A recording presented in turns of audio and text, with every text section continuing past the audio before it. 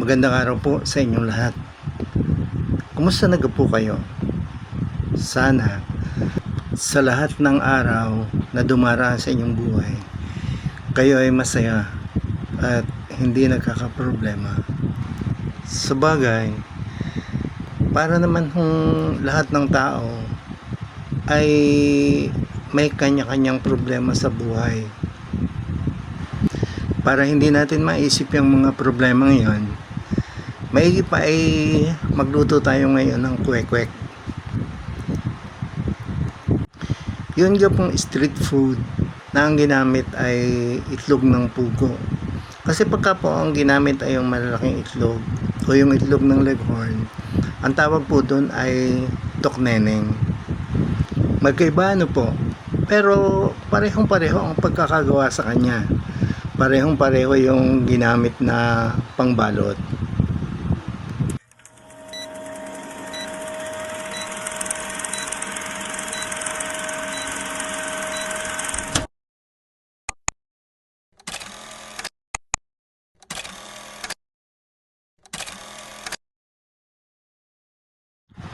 Noon pong ako'y nagtatrabaho pa, malamang sa hindi, ang amin pong snacks ay kwek-kwek. At hindi lamang po snacks, kung minsan na yun pa rin ang aming ginagawang pang-ulam. Unahin po nating isalang aring ating kaserola. Kailangan lamang ang apoy at mayroon lamang tubig dahil dini po natin ilalaga yung ating mga itlog ng pugo. Nga pala po, sumobra na ang mahal ng itlog ng pugo ngayon. Malapit na pong bumulak ang ating tubig. So pag rin nagbulaka na, ating ilalagay na din ang mga itlog ng pugo. Ito po at ating ilalagay na. Dapat po pala ay ilagay na natin yon bago pa magbulakan ng todo-todo para hindi magkambabasag yung ating itlog ng pugo. Sa bagay, ang pinakamaganda daw pong paraan para hindi mabasag ang itlog ng pugo o ang itlog ng manok, dapat daw po ay sinasap na natin ng tissue doon sa ilalim.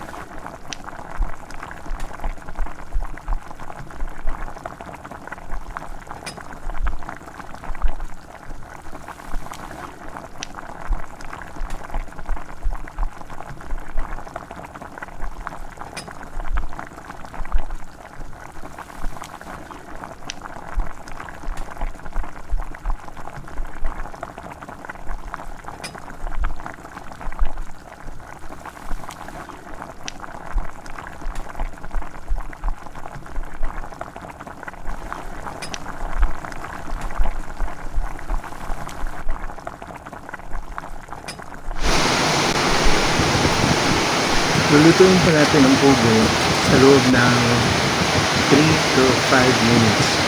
Huwag lang po sobrang napatagal dahil pagka po tatagal na nilalagang ito ay langinitin po yung malapit sa balat. Sa isa pong malinis na lalagyan ay ilalagay natin ang harina.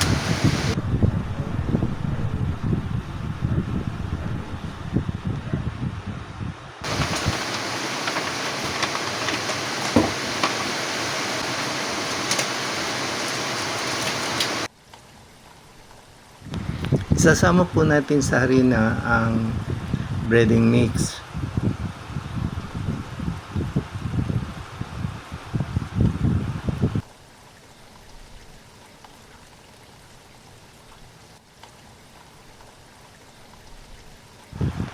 Ang cornstarch.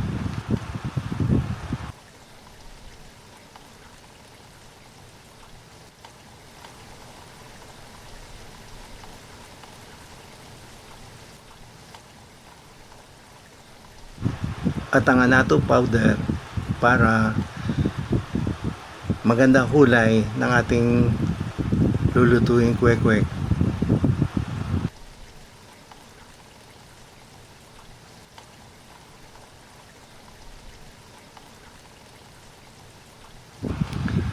Pagkatapos atin po silang paghahalo-haluing maigi. Halo, halo, halo ng halo hanggang sa sila ay magsama-sama talaga. Then we are going to put fish sauce to make the mixture tasty.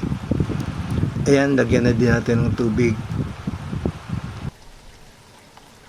Pagkatapos atin na pong hahalo-haluin na uli para matunaw yung lahat ng ingredients ng ating mixture. Ang tawag bagas po doon sa amin ay kakasawin.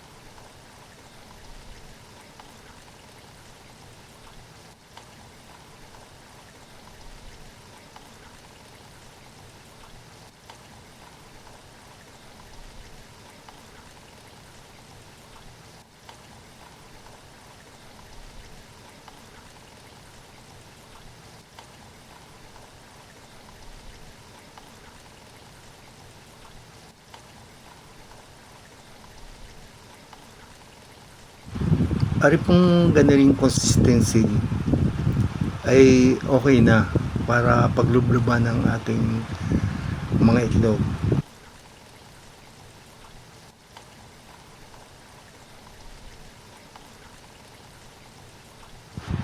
Ang atin pong mga itlog ay bubudburan natin ng harina para okay. Kasi pagka po ng harina na binudbud muna tayo dun sa mga itlog ay hindi po kakapit yung ating ginawa kaninang mixture. Siyempre naman bago po natin budbudan ng harina ay tatarupan muna natin yung mga itlog.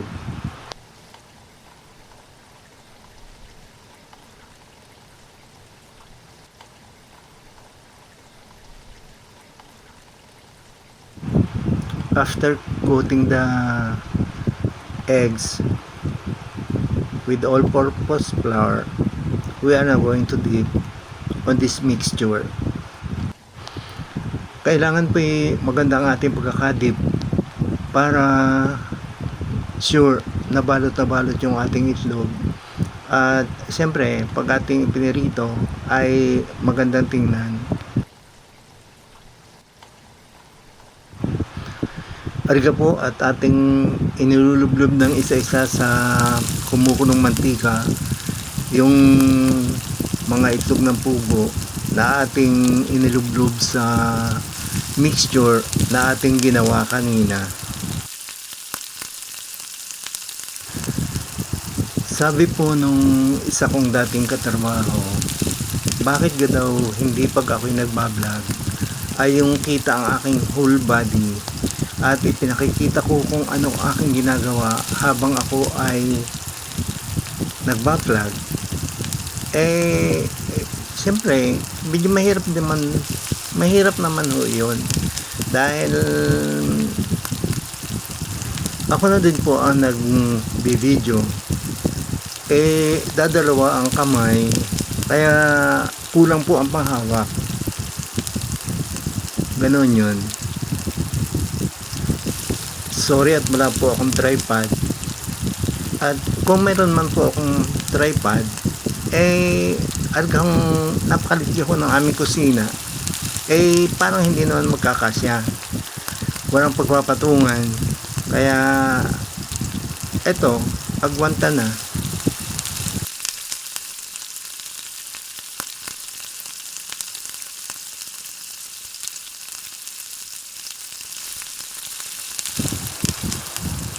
Tayo po ay magbabaligtad na at baka masupok. Yun pong padawa-dawang magagandang kamay na lagi ninyo nakikita ay na may sing-sing, yun po yung maganda kong anak. Kailangan ko din po ng suporta dahil aringat katal na ang mga kamay ko. Sa wakas ay naluto na din po ang ating kwek-kwek. O diba ang gaganda? Sino namang hindi makakapangain niyan? Ay perfect ang pagkakaluto. Napakagaganda. Liban na lang kung allergic. Argaho at hinandaan ko kayo ng masarap na sarsa na ating pagsasawsawan. Ariho'y pinaghalo-halong flour, soy sauce, oyster sauce, salt, pepper, and sugar. Yun ho ay ating paghahalo-haluin at ating isisigang sa kawali o sa kaserola. At siyempre, lalagyan natin ang tubig dahil sobrang lapot noon. Pwede rin nung ganyan ang ating gawing dip. Yung suka ay lalagyan natin ng asukal, lalagyan natin ng sibuyas at tunay na simpleng sausawan ng ating kwek-kwek. Thanks a lot for watching, and if you like the video, please don't forget to subscribe.